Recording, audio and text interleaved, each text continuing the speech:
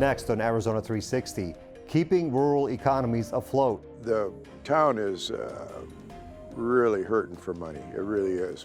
Smaller towns look to draw in more outsiders. Well, let's grow our tourism base. Let's market ourselves really well. We explore their efforts to get noticed. Only in Ajo is there 12 million acres of BLM land to go and play on. Hello and welcome to Arizona 360. I'm Tony Paniagua in for Lorraine Rivera. Thanks for joining us. It's that time of the year when families pack their bags for summer vacation. Tourism generates billions of dollars for the state each year.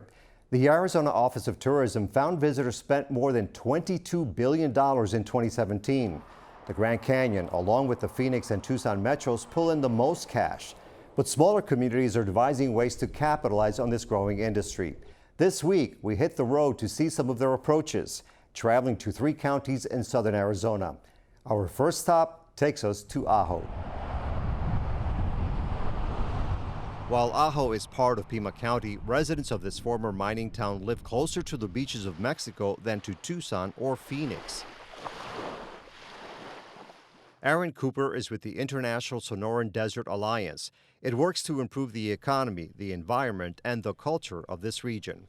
I think it's a story of resilience. So it's a former mining town that has this extraordinary built environment that was a planned City Beautiful town center that kind of lived out its life cycle under mining, and when the mining operations closed, was in search of a new life.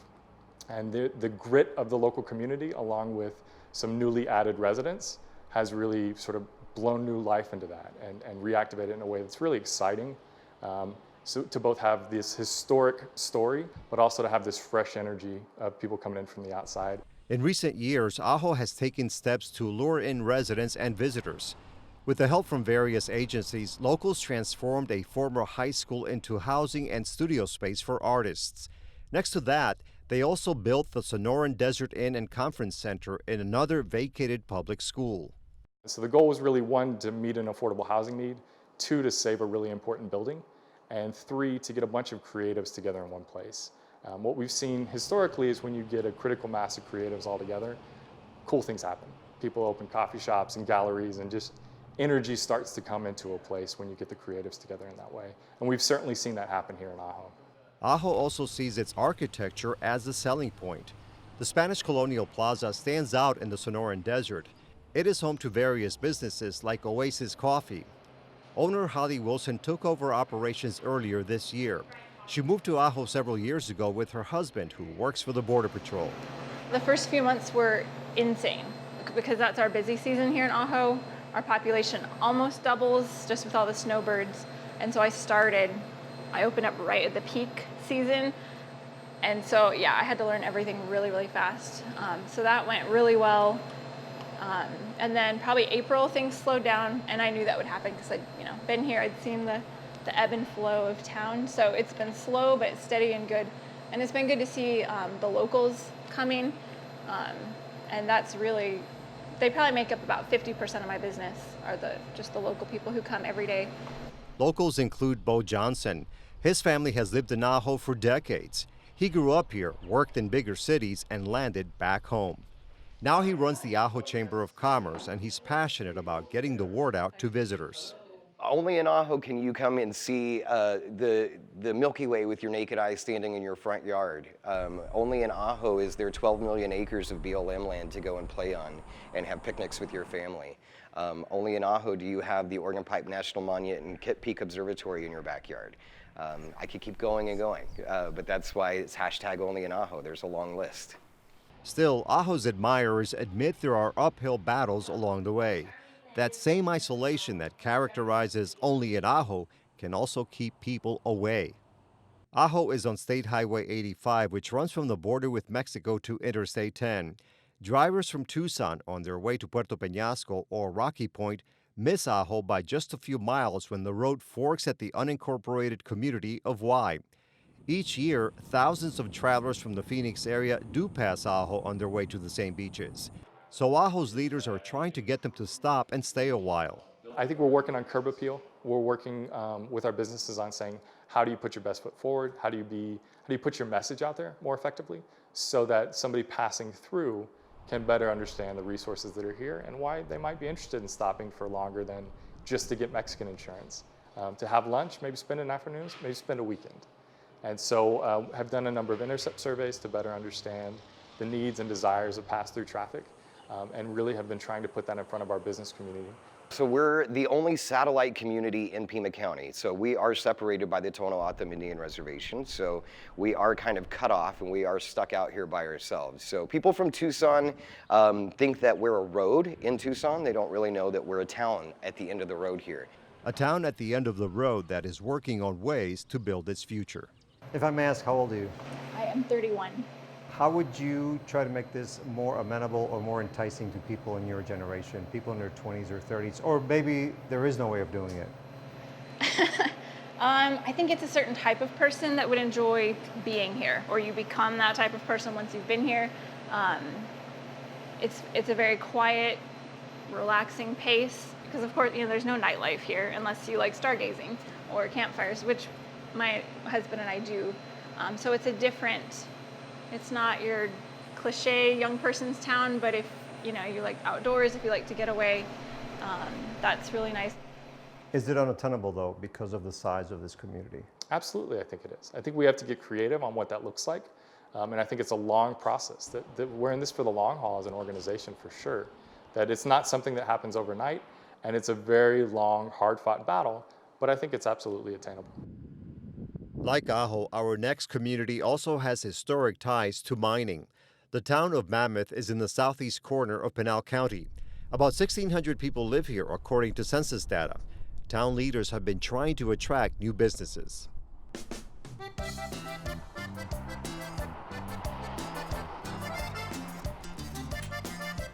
Yole. Gracias. Usted. Luis Carlos Lopez was working at a butcher shop in Tucson when he heard about a business opportunity at another location. Not in a nearby neighborhood or across the city, but in Mammoth, about 45 miles north of Tucson.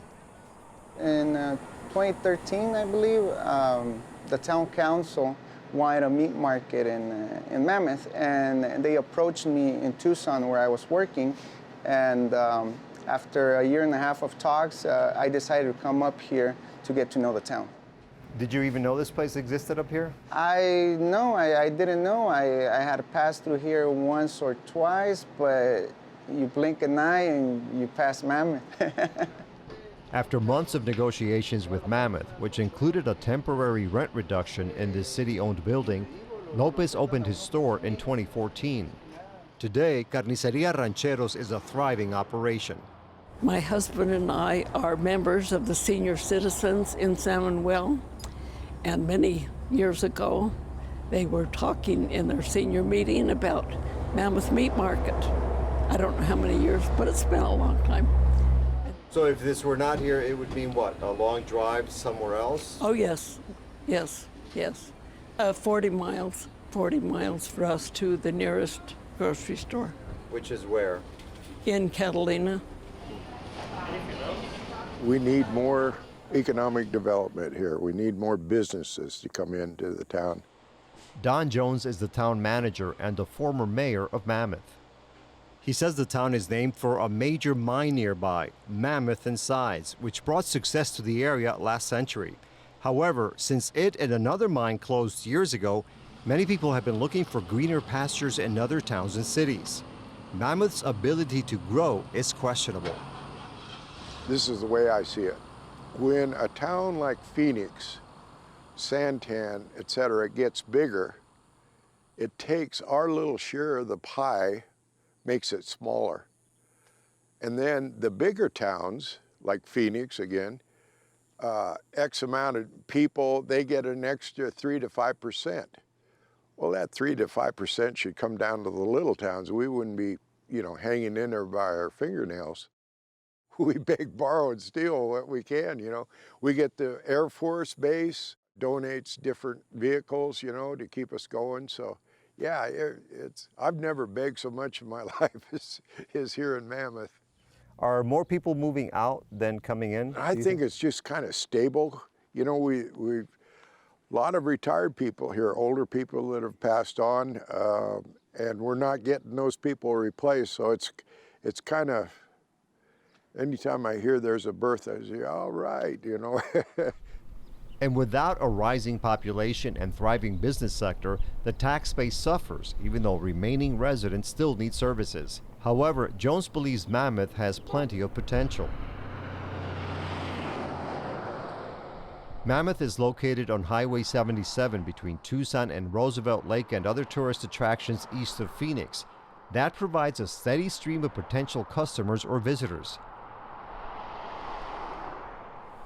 Surrounding areas offer hiking, hunting, and other outdoor opportunities. Mammoth is by the Arizona Trail, so I've met people here from Kenya, from Australia, from England, Canada, different parts of the world, and they're riding through the Arizona Trail, and they stop here in Mammoth. So there's another potential right there. Definitely, that's a huge potential. Also, Jones says property prices can be much more affordable compared to larger markets with stronger competition. Down on Main Street, people go by here every day. There's X amount of people, not a lot of people on Main Street, but it's one of our better streets here. And there's several empty buildings here, you know, and the rent's cheap. And the houses, where else can you go and buy a complete house with water, sewer, garbage, all for less than $50,000? You know, come on. That's pretty good rates. We can cut them up for you. Yeah, you just ask for them, we'll cut them for you.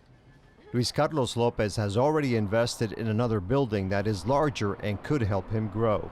But he faces a roadblock he did not expect. In Mammoth, the labor supply is low for jobs like this one. Many people have moved to bigger cities or drive to higher paying jobs in nearby mines that are still open. We still haven't had enough people to staff it. I think it's a issue overall, even in Tucson, but here there's a smaller population, so we do have a hard time with that, but I think every business has its challenges, and that may be my challenge to overcome. We had 2 or 3 department stores, we had a couple of grocery stores, we had a couple of banks when the mining business was flourishing. We get a lot of traffic here. It's a prime area. The town will help any way they can to get businesses in here. So have people get a hold of me if possible, Tony. That'd really help. It really would. You need to show people that we do have the potential. It's marketing. It's marketing. You let them know what we have, and they're gonna come. If we let them know we're depressed, who wants to go to a depressed area? While Ajo and Mammoth exist off the beaten path, the opposite is true of our last stop. Wilcox, a city of 3,500 in northern Cochise County, is located just off Interstate 10. When traveling west on Interstate 10 from New Mexico, Wilcox is one of the largest communities drivers may notice first in Arizona. Instead of just passing by or making a pit stop, Caleb Bloschke wants to entice them to stay a while. So we have outdoors, we have recreation, we also have a great quality of life in and around Wilcox. We have nice cool evenings, we have hot summer days, but there's a lot of really cool things that are happening around Wilcox. After working in California and several communities in Arizona, Bloschke was hired as the Wilcox City manager last September. One of his top priorities is to promote this community, get the word out so Wilcox becomes a destination, not just a thoroughfare to somewhere else. This is our visitor center.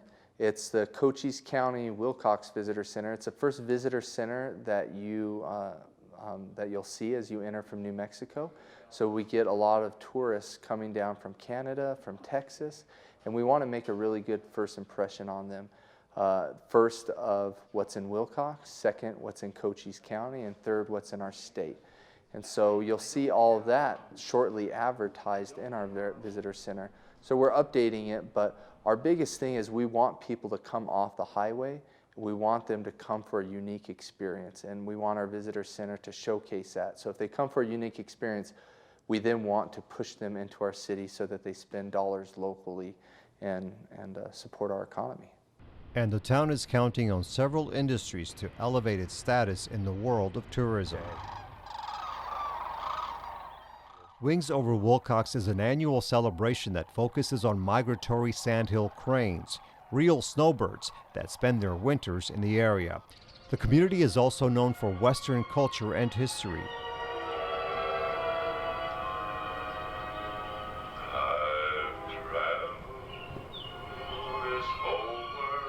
Scenic open spaces in the Chiricahua National Monument and beyond, and a growing wine industry in Cochise County.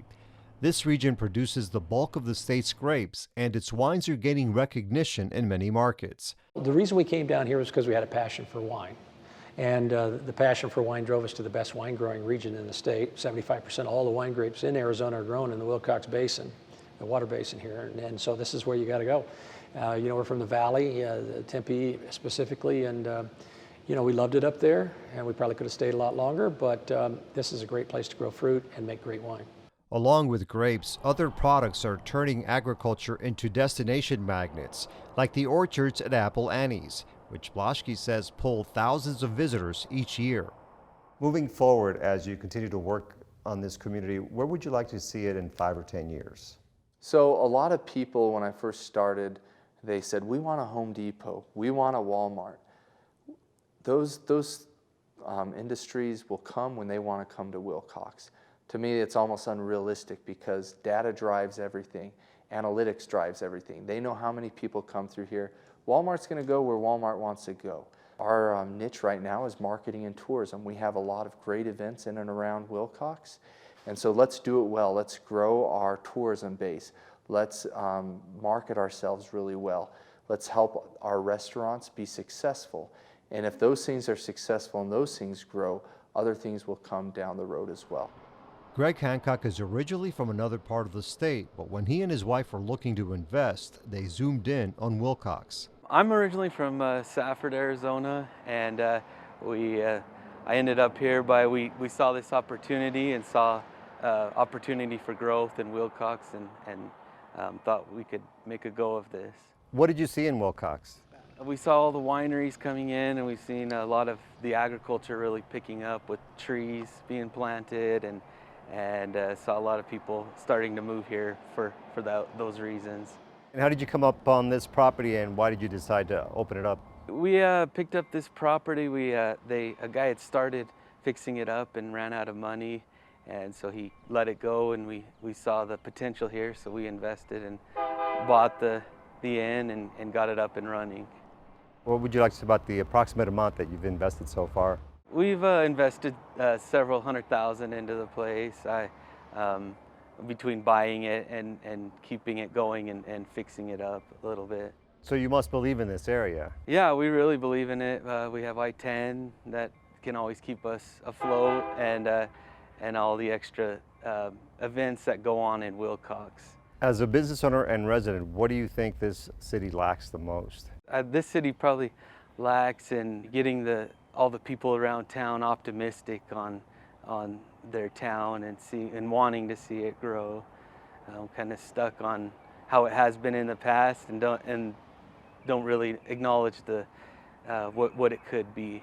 But the city is taking steps to turn a new page, forming a new marketing and tourism commission that meets weekly.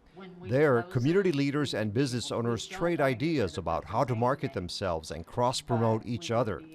It's a concept Blaschke wishes would catch on across the rest of the county. It's hard to help people catch the vision, and that's something that this community has actually done a great job of doing is all these business owners and event organizers, they've caught the vision and they're on fire right now and they're wanting to work and see things happen. The other big part is Wilcox, we can't do it alone. We need Cochise County. So you'll see here we have Bisbee. We have the Bisbee Mine Tours. We have Tombstone. We all have a stake in it together, and it's really trying to get other councils from other groups to buy into this as well. So it goes beyond our community, which is hard. We need Tombstone to buy into it and say, hey, there's more than just Tombstone. We can enlarge the pie instead of fighting over a slice of the pie, right? And the mentality in the past has been, let's fight over that one slice. Instead, let's build a larger pie and bake a larger pie so we can all have larger slices of it. Small communities aren't alone in their efforts to create thriving economies. Organizations like Local First Arizona can offer help. Via Skype, we learned more from Liza Noland, Director of Rural Programs.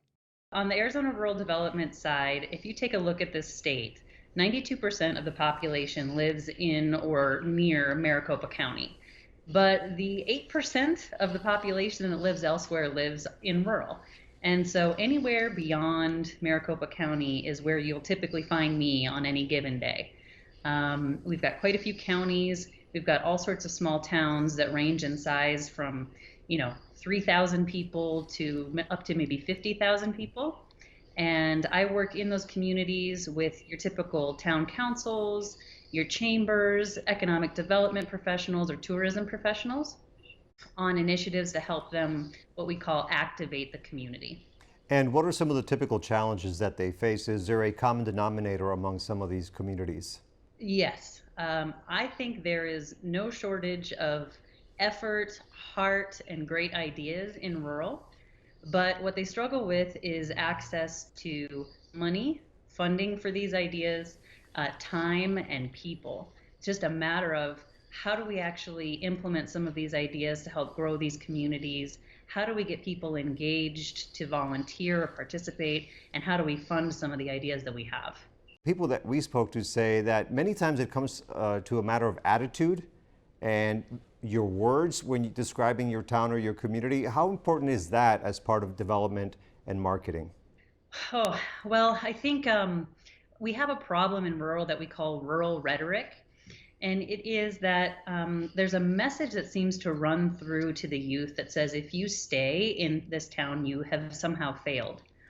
And so I think a lot of people grow up with a sense of connection and, passion for the place that they've grown up in, for their hometown, but they feel like they have to leave in order to succeed in the eyes of the community and kind of go out and see what else the world has to offer. And I don't think there's anything wrong, particularly with new experiences. But I think the fact that they feel like they can't stay and participate and grow the community they grew up in is kind of a miss. And so really it does come down to when and if, and sometimes they do come back. A lot of times, in fact, they do come back. They need to have opportunities to participate. They need to have opportunities to influence change and growth in the community. And I think that's where the disconnect happens, is when they come back, is there a positivity and a momentum where they can engage and bring these ideas back to help them continue to grow that community that they grew up in. And connected to that, are there some common missteps that some people in those rural communities take or management takes that keeps that community from rising more than it has? Well, common missteps. I think in some ways, because we've always done it this way, we continue to do it this way. I think that's a major misstep. I also hear a lot of, we've tried that in the past, it didn't work. And I think what's missed in that is a lot of times things change. There's new momentum, there's new energy, there's new people involved in an initiative. There's success stories from around the state where this has worked elsewhere. But maybe in rural, sometimes we get a little bit set in, we've already tried that, or it's just not what we do, or it just isn't who we are, and we don't try new things and think outside the box. And then I spoke to the town manager in Wilcox, and he mentioned that one of the services that you provide is hospitality and customer service training and social media online engagement training. How important are those aspects in order to try to attract people and increase development? Huge. So if a community is really looking at getting active in tourism, they've got to do a couple things to prepare themselves. They first really have to know who they are, who they authentically are, because a lot of communities look around and say, we want to be just like Jerome, or we want to be just like Bisbee. But they don't look at who authentically they are that would make them unique. And so branding tends to be a really critical part of launching into a tourism initiative. And then if you fail on the customer service, hospitality, and kind of collaborative marketing issues or arenas, you've totally dropped the ball. So if people do show up, and they walk into a restaurant and ask what there is to do, we work on training to make sure that people refer to other businesses in town and really represent the cool things that there are to do from the eyes of the people that live there. Liza, and then for people who live in Tucson, Phoenix, or other bigger metropolitan areas here in Arizona, why should they be concerned about whether rural communities fail or succeed? What does it mean to them personally if they live in a big city? Oh, that's an interesting question. Listen, I think the vitality of this state is important to all of us. So right now you can kind of see that there's a lot of really positive messaging going on about workforce development in this state, that the economy is booming, that great things are happening, that we're #2 in job growth. But when you really start to pick apart what that starts to look like, 84% of the new jobs in the state are going into Maricopa County. And so what's happened is that since the recession, almost every county besides Maricopa County has not come back to pre-recession levels of active businesses in those towns. Some of them have lost more than 250 businesses and have not recouped those businesses since the recession. So although there's economic growth in Maricopa County, we're not seeing it in our rural communities. And our rural communities are where you've got the heart of the state. That's where you've got your ranchers, your agricultural growers, your farmers. That's where you've got these small communities that are, building up youth. That's where you've got opportunity for education, sports, and recreation. And so our state as a whole, I think, deserves to have that same vitality as Maricopa County on its own. And truly, in Tucson and in Phoenix, they hold the power to be able to diversify that economy. So our call to action would absolutely be invest in rural, visit rural, become passionate about rural, because it is part of our identity as a state, and it deserves the same chances to grow and flourish. All right, Liza Noland, Director of Rural Programs, so Local First Arizona Foundation. Thank you very much for joining us. Yeah, thank you so much. This is great. Before we go, we want to tell you about an important event put on by Arizona Public Media. This Wednesday, our public affairs radio show, The Buzz, will tape a live episode for NPR 89.1, exploring gentrification in Tucson. It is free and open to the public. Doors open at 6 p.m. at the Dunbar Auditorium north of downtown. Reserve your tickets and find out more at azpm.org/buzzlive. That's all for now. Thanks for joining us. Share your feedback with us on social media or email at arizona360@azpm.org. Lorraine is back next week. We'll see you then.